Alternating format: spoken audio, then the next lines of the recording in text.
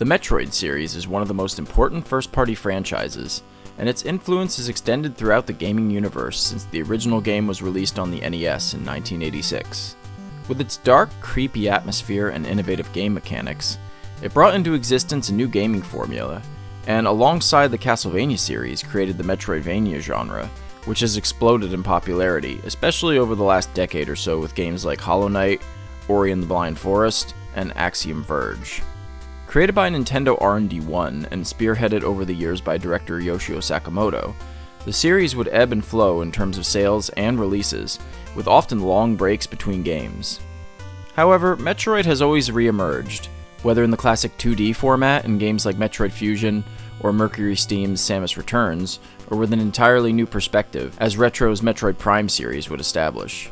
With such a long, rich history and reputation for excellence, it's no surprise that the Metroid series has a ton of amazing games spread over time. In this video, let's take a look at each game and attempt to rank them in order of their greatness. Number 12, the Metroid Prime spin-offs, Metroid Prime Hunters, Metroid Prime Pinball, and Metroid Prime Federation Force. Though at the bottom of this list, and yes, lumped together, each of the Metroid spin-off games have something to offer, and none are by any means bad games. Metroid Prime Pinball was the first of the lot, released on the original DS in 2005. Essentially a retelling of the first Prime game in, yes, pinball form, the game featured Samus Aran in Morph Ball form, on various different pinball tables designed after areas in Metroid Prime. It's a nifty, though odd little game, combining some elements of the Metroid series with pinball, and utilizing the DS touchscreen. Hunters was the second spin-off released, and probably the best of the spin-off titles. A first-person shooter taking place between the events of Prime 1 and 2. It featured both a single-player campaign as well as multiplayer with Samus and other bounty hunters as playable characters, and was one of the first DS games to utilize online play. It's an impressive game visually on the DS, and the multiplayer is a lot of fun. At the very bottom of the list, even amongst the spin-offs, Metroid Prime Federation Force suffers its fate less on the merits of the game itself, which really isn't as bad as people claim, and more circumstance, and perhaps having the worst release timing of any Nintendo game. Seriously, when Federation Force was announced, the Metroid series had been in limbo for almost 6 years, following the commercial failure of the divisive Metroid Other M. So, when Federation Force was first shown as a multiplayer game with Samus Aran not even featured as a playable character, the backlash was such that Nintendo actually had to respond with a video going more into detail about the game. Despite this, the game suffered poorly for the ill timing of its release and is still considered to be the worst game in the series. Despite this, Federation Force isn't necessarily a bad game, with Blast Ball in particular being a fun multiplayer game, but perhaps misunderstood. Number 11, Metroid Other M. In many ways, a sort of black sheep amongst the mainline Metroid titles, as well as one of the most divisive games of the entire series, Other M was an ambitious project developed for the Nintendo Wii in collaboration with Nintendo and Team Ninja, a division of Tecmo. Other M was a unique entry in the franchise in both its gameplay and plot, attempting to flesh out more of Samus' character and backstory, featuring impressive cinematic cutscenes, full voice acting, and a heavy emphasis on the story. The gameplay was also very different, featuring a third-person perspective and multiple perspectives to switch between. The Wii controller was utilized to switch the game perspective, as well as execute melee attacks. In addition, all of the usual Metroid gameplay elements are here: blasting enemies, exploration, and finding hidden items and fighting bosses. The game is decidedly more linear, however, and often cited criticism of the game alongside the story and the overall depiction of Samus' character. Nevertheless, it's still an ambitious game, and despite its, yes, many flaws, it is an interesting experiment to say the least, and the gameplay is engaging enough to make it feel like a proper, though flawed Metroid title. Number 10, Metroid. The first Metroid was groundbreaking in many ways. It essentially gave birth to the Metroidvania genre, non-linear exploration in video games, and introduced stuff like backtracking. With its creepy sci-fi visuals and chilling soundtrack, it evoked a feeling of isolation like no other game before it. These traits would of course become hallmarks of the series going forward, perfected in games like Super Metroid and Metroid Prime, as well as influencing countless other games in its wake. While yes, the series would go on to bigger and better things, it all started on the NES with this game. With how incredibly solid this franchise's catalog is, however, Metroid, while still a masterpiece of the NES era, is a bit difficult to go back to in comparison to the rest of the series. It's still an awesome game though, and the incredible reveal of Samus's real identity as a woman was and is one of the coolest revelations in all of gaming history. Definitely a game worth playing at least once. Number 9, Metroid 2: Return of Samus.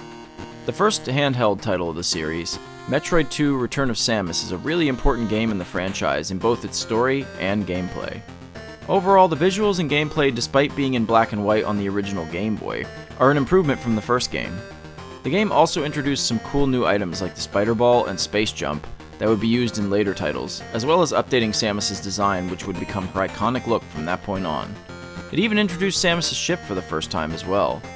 The gameplay formula is very non-linear and is basically a hunt for all of the Metroids on the planet SR-388 to eradicate the species. The ending, of course, would lead directly into the next game, Super Metroid, which revolves around the single Metroid larva that Samus spares at the end of Metroid 2.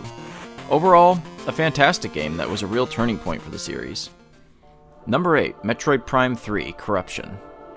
The third Metroid Prime game was a truly impressive game visually, pushing the Nintendo Wii's graphics to its limits. The last Metroid Prime game to be released for almost 20 years until the most recent entry, Metroid Prime 4 Beyond, releases later this year. The game took Samus to various planets for the first time, allowing the player to traverse between them. It was also the first Metroid game to feature full voice acting and introduced new bounty hunters as well as a new villain, Psylocke, who was featured in Prime Hunters. Taking place directly after Metroid Prime 2, the game follows Samus who, after being infected with Phazon, battles Dark Samus and the Space Pirates across 3 planets, Norian, Brio, and Elysia. The gameplay utilized the Wii's motion controls, with the player pointing the Wii remote to aim Samus's arm cannon, and the nunchuck for movement. Metroid Prime 3 was perhaps the most ambitious game of the series up to that point. And although it was not a financial success for Nintendo, it's still a fantastic game that is more than worth your time. Number 7, Metroid: Samus Returns. Metroid: Samus Returns was not only a long-awaited remake of one of the most memorable games of the series, but was, up until its release date, the first 2D Metroid to be released in 13 years. The first game to be produced by Spanish studio Mercury Steam, who had previous success with games in the Castlevania series, Samus Returns would not only reimagine the classic Game Boy game in glorious 3D, but would also add a bunch of new features and abilities that would really push the 2D Metroid formula into the modern era. Samus Returns featured new Aeon abilities, which could be executed when a gauge was filled. These included stuff like the Scan Pulse and the Phase Shift, which would carry over into Metroid Dread. Teleport stations and the ability to freely aim in any direction were also huge new additions to the gameplay, making it feel a bit more fluid, though challenging to master. While not a perfect game, Samus Returns was a fantastic return to form for the series, and an awesome remake of the second Metroid game. It opened the door to a new renaissance era for the franchise on the Nintendo Switch. Number 6, Metroid Prime 2: Echoes. The sequel to the masterpiece that was the first Metroid Prime, Metroid Prime 2: Echoes took a darker direction, though retaining the key gameplay mechanics of the first game, while also adding some new features. Taking place on the planet Aether, where a Phazon meteor has split a rift into the planet's energy, creating a dark world inhabited by creatures called the Ing, Samus again faces the Space Pirates, who have created a base there to utilize the Phazon. Echoes' plot also introduced Samus's doppelganger, Dark Samus, for the first time, and was the first and only game to feature both a dark and light world. Echoes' darker tone, creepy music, and excellent gameplay set it apart from the first Prime, and Retro Studios even included a multiplayer mode, which featured split screen and 2 modes to play, Deathmatch and Bounty, which can include up to 4 players. Metroid Prime 2: Echoes is another excellent game in the Prime series, and one of those shining examples of the overall quality of this franchise. Number 5, Metroid Zero Mission. The first remake of the series, Zero Mission is, of course, a remake of the very first Metroid game, and also the last game ever developed by Nintendo R&D 1, who had developed the first 4 games in the series. Zero Mission is a perfect remake and improves upon the original Metroid in almost every way. The environments are more varied and the overall art style is fantastic. The soundtrack is dark and creepy, and the gameplay is much more refined and balanced than the first game. It even features a much needed map, new abilities, and of course, a whole new sequence where Samus has to sneak around without her power suit, introducing Zero Suit Samus for the first time. Zero Mission really does have all of the elements that make a perfect 2D Metroid title. Immersive gameplay and atmosphere, epic boss fights, non-linear exploration, sequence breaking, backtracking, it's classic 2D Metroid fare, and even includes the original NES game in the same cartridge as an unlockable. Zero Mission proves, yet again, the enduring quality that this series has to offer. Number 4. Metroid Fusion. Having skipped an entire console generation, the Metroid series had essentially been on hiatus for 8 years following the release of Super Metroid. With the GameCube and the Game Boy Advance, however, Metroid found new life both in a brand new style with Metroid Prime, which was developed by Retro Studios, and Metroid Fusion, a brand new 2D Metroid title for the Game Boy Advance, developed by Nintendo R&D 1. With Metroid Fusion, the classic Metroid formula that had been developed with the first 2 games and perfected with Super Metroid would once again be reborn. Fusion brought with it its own style, aesthetic, and a more linear approach to the gameplay, as well as being more story-driven than the first 3 games. When Samus is infected with the X-Parasite, it fuses parts of her suit to her, and after she is cured of the infection, is given the ability to absorb the X-Parasite. The rest of her suit is sent to the BLS station for study, but soon it's revealed that the BLS station is infected with the X, which has also taken over parts of her suit, forming the SAX, a dangerous version of Samus that can use her abilities. Metroid Fusion's different approach to storytelling, its creepy atmosphere and music, and fantastic gameplay make it an excellent addition to the 2D Metroid series, and it is often considered one of the very best games for the Game Boy Advance, as well as a welcome return for the series after a long absence. Number 3. Metroid Dread.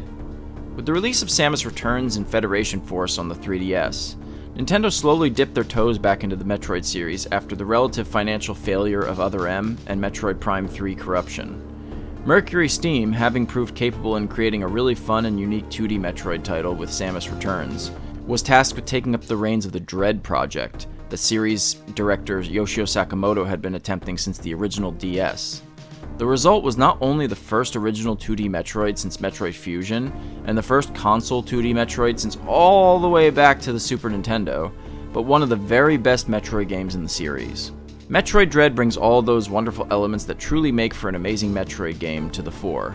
Dark, creepy, isolating atmosphere, lots of exploration, hidden items, epic boss battles, excellent music, stunning visuals, and many of the mechanics introduced in Samus Returns were fine-tuned and perfected, such as the parrying and dodging attacks and the free aiming.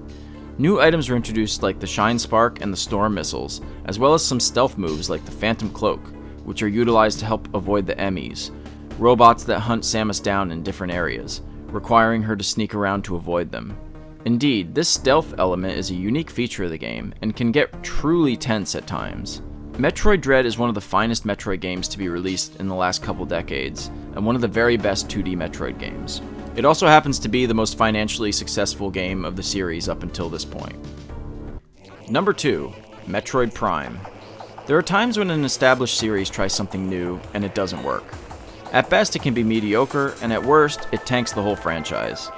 When Retro Studios were tasked with developing the very first 3D Metroid title for the Nintendo GameCube from a first-person perspective, the team really put everything they had into the game, despite the many challenges that the studio faced internally at the time. In the case of Metroid Prime, the game was such a blistering success that they created a second branch of the series to be developed in tandem with the original 2D formula. It cannot be overstated how groundbreaking Metroid Prime was for the series when it was released. Unlike other first-person shooters, both then and now, the core focus of Prime was always in exploration rather than as a first-person shooter game. Just like in Metroid games before it, there's lots of emphasis on exploration, puzzle solving, and finding items and upgrades. Prime enhances this experience in a much deeper way, however, with its incredible visuals, soundtrack, and the first-person perspective, giving the player a deeper sense of immersion, as if traversing Talon 4 and Samus' suit themselves. Prime also added the scan visor, which allows Samus to survey her surroundings, and providing the player with tons more lore and backstory. Metroid Prime is, simply put, a masterpiece that really ushered Metroid into the modern era, and turned the first-person shooter formula on its head. Also, the amazing remaster, which is essentially a remake, is really fantastic and a great way to play the game in the present day. Number 1. Super Metroid. There was really only one option for the best Metroid game, wasn't there?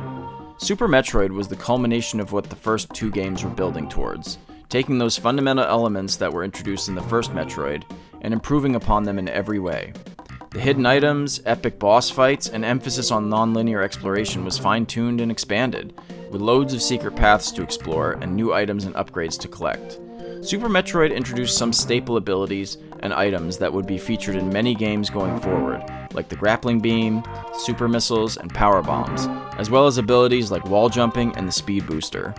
Aside from the genre-defining gameplay that essentially birthed the modern Metroidvania, the game's aesthetic and music are unparalleled in their haunting beauty. The sci-fi soundtrack introduced a ton of iconic tunes that would go on to be reworked in future games, and the sprite work and environments hold up incredibly well in the modern era, and evoke that classic, dark science fiction feel that can send chills up your spine or really set a distinctive mood while staying up late and traversing through Norfair or the lower Brinstar areas. Super Metroid's story is pretty straightforward, picking up from where Metroid 2 left off. When Ridley takes off with the last Metroid after encountering Samus on a space colony, she follows him to the planet Zebes, where she faces off against the space pirates in pursuit of the Metroid hatchling. It's classic Metroid, and while other games in the series may have fleshed out Samus' character and the overall plot better, Super Metroid in many ways was the archetype, along with its two predecessors in establishing the series as we know it today. Despite all that, Super Metroid is just a fun, addictive game and has so much replayability and longevity, and is considered one of the best Super Nintendo games of all time, and by many, including myself, to be the very best Metroid game. Hey everybody, thanks for watching, I really appreciate it. I love the Metroid series, I've done lots of Metroid related videos. This one was a long time coming, it was about time I ranked all the Metroid games. It'll be interesting to see, about a year or two from now, when Metroid Prime 4 comes out, where exactly that lands on the list, but that remains to be seen. Anyway, thanks for checking this out, I really appreciate it. If you like what I do, please consider subscribing, liking, all that nonsense. Join our Discord, we're awesome, and we'll see you in the next video. Peace.